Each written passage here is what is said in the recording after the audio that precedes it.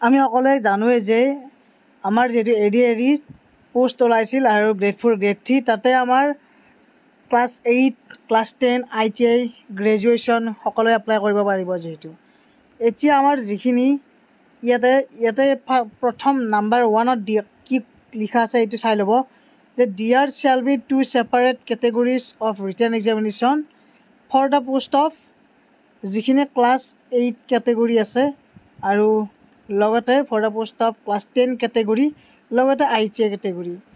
এতিয়া ITI কৰাসকলৰ কাৰণে বহুত ভাল খবৰ এইটো, কাৰণ ITI যিসকল আছে তেওঁলোকে এতিয়া ভাল সুযোগ পাইছে। কাৰণ ITI থকাসকলৰ যিখিনিৰ wireman, electrician, fitter, welder, machinist, electronics mechanic আছিল তেওঁলোকৰ কাৰণে বহুত ভাল সুযোগ।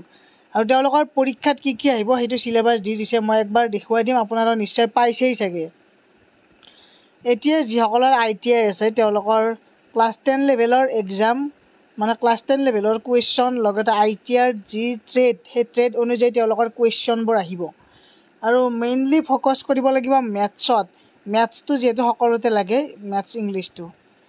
আৰু ইয়াতে আমাৰ যিখিনি দিয়াই আছিল যে কিছুমান বুথ কেটেগৰীত 2টা কেটেগৰীতে তাৰমানে English, social studies, mathematics, general knowledge, mental ability and regional logical reasoning এইখিনি সকলোতে লাগিবই।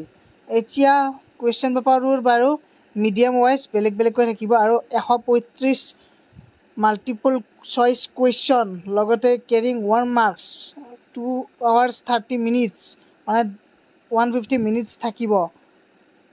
আৰু only 1 answer will be correct answer for each question। Negative mark দিয়াই আছে, 4টা যদি ভুল যায় তেনেহ'লে 0.25 এনেকুৱাকৈ কাটা যাব। তাৰমানে ইটছ কাৰেক্ট মানে প্ৰত্যেকটা কুৱেশ্যনত 0.25 এনেকৈ কাটা যাব। 4টা যদি কাটা যায় 1 নম্বৰ কাটা যাব, তেনেকুৱা হ'ব 4টা যদি ভুল হয়।